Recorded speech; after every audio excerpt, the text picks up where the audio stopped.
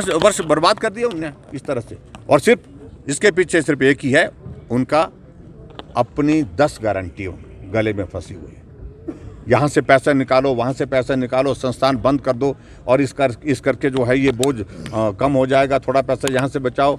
Guarantee तो मुझे लगता नहीं है कि कोई पूरी होने वाली है। और ऐसे में संस्थानों को बंद करके, ताला लगा करके गारंटी को पूरा करने की इजाज़त हम देंगे भी नहीं। सर, वो अभी भी कह रहे हैं कि क्या अभी जा करके वो जो कॉलेज की उनने घोषणा की उसके लिए प्रक्रिया पूरी की उनने? अभी जा करके बैजनाथ वो गए और बैजनाथ जा करके वहाँ पर होली के मेले में वहाँ पर वीडियो का ऑफिस जो हमने खोला था पालमपुर में जो वीडियो का ऑफिस हमने खोला था और खोल करके वो फंक्शनल कर दिया था और उसके बाद उसको डिनोटिफाई कर दिया था, वहाँ पर उनने अब नए सिरे से खोलने की घोषणा कर दी। तो क्या उसके लिए पहले इस तरह के प्रपोजल लाया क्या?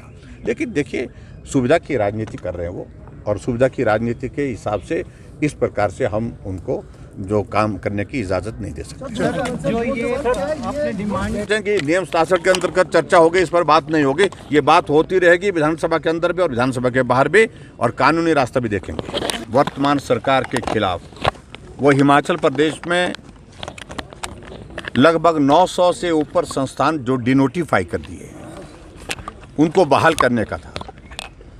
और उस विषय पर जब हमने विपक्ष की ओर से काम रोको प्रस्ताव नियम 67 के अंतर्गत दिया तो अध्यक्ष महोदय ने स्वीकार किया और उस पर चर्चा अभी चल रही थी।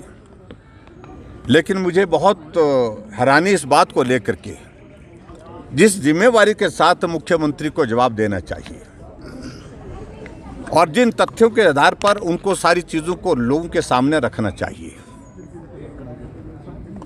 वो उस परिस्थिति में नहीं, निर्णय ले लिया है लेकिन अब असमंजस में है, संभाले कैसे, ये परिस्थिति उनके सामने हो गई है। और उसमें सबसे बड़ी वजह यह है कि एक जुनून जैसा एक सवार हो गया। सरकार आने के बाद सीधा संस्थानों को डिनोटिफाई करने का उन्होंने क्रम शुरू कर दिया और 3 महीने का कार्यकाल उसी दौर में गुजर गया जहां वो संस्थानों को, खुले हुए संस्थानों को बंद करने का काम करते रहे।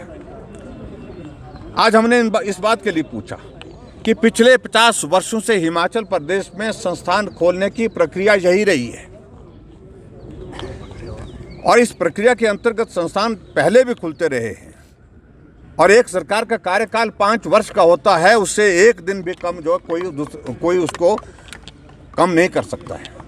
आपने 1 साल के पूरे हमारे विकास कार्य के साथ संस्थान जो खुले हैं उनको आपने डिनोटिफाई कर उनको बंद कर दिया। ये अधिकार सरकार के पास इस तरह का नहीं हो सकता है।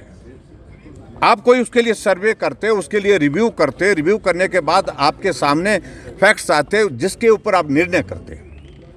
11 तारीख को शब्द लेते, 12 तारीख को निर्णय करके डिनोटिफाई करने की प्रक्रिया करके जो है उनको सबको बंद कर दिया जाता है। हमने कहा ये तरीका बिल्कुल भी उचित नहीं है। आज से पहले हिमाचल प्रदेश में इस प्रकार से परिस्थिति कभी नहीं आई। और दूसरी बात, हमने 5 वर्ष पहले हिमाचल प्रदेश में एक बदले की भावना से उस परंपरा को रोकने की एक शुरुआत की थी और पूरे 5 वर्ष में वो परिस्थिति रही कि बदले की भावना के साथ हिमाचल प्रदेश में काम पर पूर्ण विराम लगा।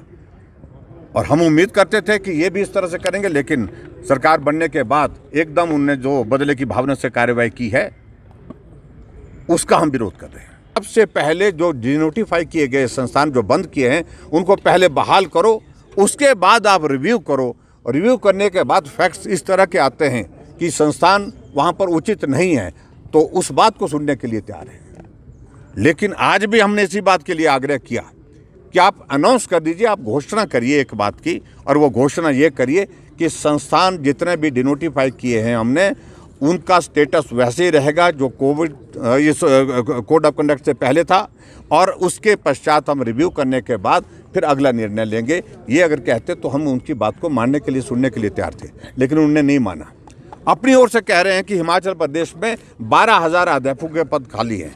क्या मुख्यमंत्री इस बात को सुनिश्चित करेंगे? जब तक वो 12,000 पद नहीं भरे जाएंगे तब तक के लिए हिमाचल प्रदेश में कोई भी शैक्षणिक संस्थान नहीं खोलेगा।